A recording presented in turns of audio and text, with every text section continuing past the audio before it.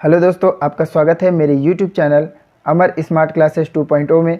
दोस्तों, आज हम ऑर्गेनिक केमिस्ट्री स्टार्ट करेंगे क्योंकि CBSE और NCERT दोनों के यदि एग्ज़ाम पैटर्न को देखा जाए तो जो ऑर्गेनिक का वेटेज है वह थोड़ा सा ज़्यादा भी होता है और दूसरा इसमें जो क्वेश्चंस आते हैं वो थोड़े टेक्निकल टाइप के लगते हैं और होते भी हैं टेक्निकल टाइप के। तो आपको थोड़ा सा इसके लिए अपना सेंस बनाना होगा कि किस तरह से हम इस के क्वेश्चंस को डील कर सकते हैं। तो दोस्तों, ध्यान से पूरे वीडियो को देखिएगा और समझने की कोशिश करिएगा कि और एक रणनीतिक तहत हम पढ़ाई करेंगे ताकि आप इस एग्ज़ाम में अच्छे से अच्छे नंबर ले आकर पास हो सकें। तो दोस्तों, यदि आपको वीडियो अच्छा लगेगा तो लाइक एंड सब्सक्राइब जरूर करिएगा। Thank you. Hello viewers, NCERT के बुक का पहला चैप्टर है हेलो एल्केन एवं हेलो एरीन। तो दोस्तों, इसे हम इसकी परिभाषा से समझ सकते हैं। इसकी परिभाषा में कहा गया है कि एलिफेटिक अथवा एरोमेटिक हाइड्रोकार्बन के हाइड्रोजन परमाणु का हैलोजन परमाणु द्वारा प्रतिस्थापन से एल्किल हैलाइड और एरिन हैलाइड बनते हैं। तो इसे बनाने के लिए सबसे पहले दोस्तों जानना पड़ेगा हाइड्रोकार्बन क्या होता है। तो हाइड्रोकार्बन हाइड्रोजन और कार्बन से बने हुए यौगिक हैं। यह दो प्रकार के होते हैं, जैसे कि आप देख सकते हैं एलिफेटिक की संरचना अलग है और एरोमेटिक की संरचना अलग है। दोस्तों, पहचान यह है कि एरोमा या खुशबू इसमें पाया जाता है, विशेष प्रकार का गंध। अब दोस्तों देखते हैं कि इनका महत्व क्या है। तो हैलोजन युक्त यौगिक का जो महत्व है उसमें 4 पॉइंट NCERT की बुक में दिए हुए हैं, जिसमें पहला है क्लोरेम्फेनिकॉल। यह सूक्ष्म जीवी द्वारा एक एंटीबायोटिक है जो टाइफाइड में यूज़ किया जाता है। दूसरा है थायरॉक्सिन, यह हमारे शरीर में बनता है और ऊंचाई और क्षमता में विकास करता है। तीसरा है क्लोरोक्विन, जो कि मलेरिया के उपचार का महत्वपूर्ण दवा है। और हैलोथेन, निश्चेतक या बेहोश करने में इसका उपयोग किया जाता है, जिसे सामान्यतः पर क्लोरोफॉर्म की जगह यूज़ करते हैं। अब दोस्तों, हैलोजन की परमाणु संख्या के आधार पर इसका वर्गीकरण कर सकते हैं हम लोग कि कितने हैलोजन जुड़े हैं। तो यदि एक हैलोजन जुड़ा है तो उसे मोनो हैलाइड कहते हैं या मोनो हैलो एल्केन। यदि 2 जुड़े हों तो डाई हैलो एल्केन, और इसी तरह यदि 3 जुड़े हों तो ट्राई हैलो एल्केन कहा जाता है। दोस्तों, कुछ इस तरह की संरचनाएं हैं जिसमें देखिए हैलोजन के कुछ ग्रुप हैं और इन महत्वपूर्ण परमाणु के नाम याद रख लीजिए कि हैलोजन में 5 हैलोजन हैं, फ्लोरीन, क्लोरीन, ब्रोमीन, आयोडीन और एस्टेटाइन। तो एस्टेटाइन दोस्तों एक निष्क्रिय और स्थायी यौगिक है, इसलिए उसे नहीं लिया जाता है।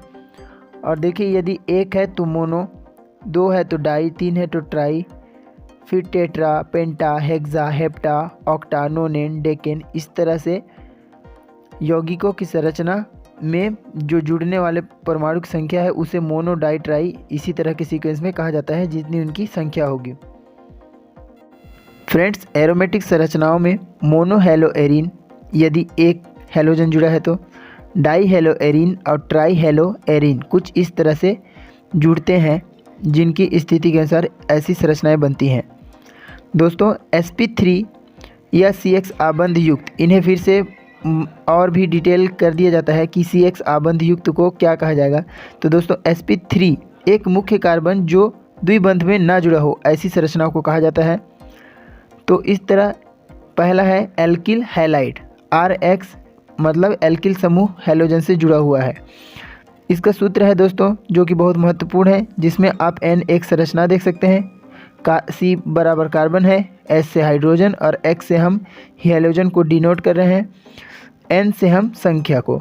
तो यदि इस तरह के सूत्र में रखा जाए तो N का यदि N 2 है एग्जाम्पल के रूप में, तो इस सूत्र में रखने पर हमें एक संरचना प्राप्त होगी C2H5X, जो कि हो जाएगा एल्किल हैलाइड या हेलो एल्कीन का सूत्र। तो दोस्तों, इस तरह से ही एल्किल हैलाइड का सूत्र प्राप्त किया जाता है, आप याद रखिएगा। अगला है दोस्तों एल्किल हैलाइड या एल्किल हेलो एल्कीन का वर्गीकरण। तो दोस्तों, इसे फिर से प्राथमिक, द्वितीयक और तृतीयक में बदल सकते हैं। इसमें एल्किल समूहों की संख्या के आधार पर इसे प्राथमिक, द्वितीयक और तृतीयक में बांट दिया गया है। जैसे यदि एक एल्किल समूह जुड़ा है तो उसे प्राथमिक, और 2 जुड़े हो तो द्वितीयक, और 3 जुड़े हो तो इसे तृतीयक के रूप में कहा जाता है। फ्रेंड्स अगला देखते हैं एलिलिक हैलाइड। इसमें आप देख सकते हैं कि C1 और C2 एक द्विबंध में जुड़े कार्बन है, जिसके समीपस्थ जो तीसरा कार्बन है C3 उससे ही हैलोजन जुड़ा है, इसे एलिलिक हैलाइड कहते हैं। और दूसरा संरचना है बेंजीलिक हैलाइड।